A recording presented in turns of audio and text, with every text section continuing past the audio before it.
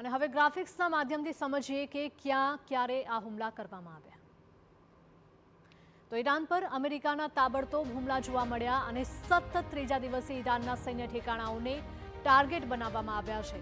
બંદર અબ્બાસ, કિશ દ્વીપ અને બુશહર પ્રાંતમાં યુએસએ હુમલા કર્યા. 7 જુલાઈ કતારના એલએનજી ટેન્કર પર અટેક કરવામાં આવ્યો હતો અને ત્યારબાદ શાંતિ વાર્તાની જે વાતો થઈ હતી તે તમામ વાતો હવે ફોકટ સાબિત થઈ હોય તેવી એક બાદ એક ઘટનાઓ સામે આવી રહી છે અને ફરી એકવાર સંઘર્ષ વધ્યો છે.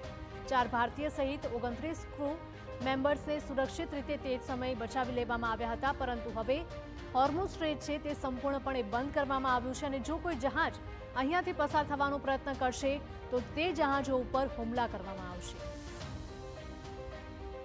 તો આપણે ભૂતકાળમાં પણ જોયું જે પ્રકારે ભીષણ યુદ્ધ જામ્યું હતું તેને લઈને પણ ભારે સંઘર્ષ જોવા મળ્યો હતો. અનેક લોકોએ જીવ પણ ગુમાવ્યા હતા. તેવામાં ચાલક દળનું સુરક્ષિત રેસ્ક્યુ પણ તે સમયે કરવામાં આવ્યું હતું. હોર્મુઝ સ્ટ્રેટમાં સતત હુમલા જોવા મળી રહ્યા છે અને 9 જુલાઈની વાત કરીએ તો ત્યારે કમર્શિયલ જહાજો પર ઈરાને હુમલો કર્યો હતો. ફરી એક વખત ઈરાને 2 જહાજ એટલે તેલ ટેન્કર લઈને જતા બંને જહાજ પર હુમલા કરવામાં આવ્યા હતા અને એક ભારતીયનું મૃત્યુ થઈ ગયું છે, જેમાં 6 લોકો ગંભીર રીતે ઇજાગ્રસ્ત થયા છે તેવી પણ વિગતો સામે આવી રહી છે.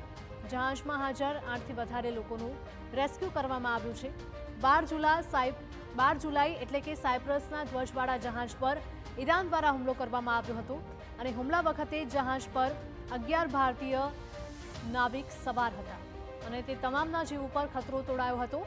10નું રેસ્ક્યુ કરવામાં આવ્યું હતું અને એક ભારતીય ગુમ થયો હતો. 13 જુલાઈની વાત કરીએ, યુએઈના 2 તેલ ટેન્કર ઉપર હુમલા કરવામાં આવ્યા હતા અને તેમાં ઈરાનના આ હુમલામાં એક ભારતીયએ જીવ ગુમાવવાનો વારો આપ્યો છે. એટલે કે 17 જુલાઈ માસમાં આ સંઘર્ષ જોવા મળ્યો છે અને એક બાદ એક જહાજ ઉપર ઈરાન દ્વારા હુમલા કરવામાં આવ્યા છે, કારણ કે ઈરાને કહ્યું છે કે હવેથી હોર્મુઝ સ્ટ્રેટમાં કોઈ જહાજ પસાર નહીં થઈ શકે અને જો કોઈ પણ જહાજ પસાર થવાનો પ્રયત્ન કરશે તો તેના ઉપર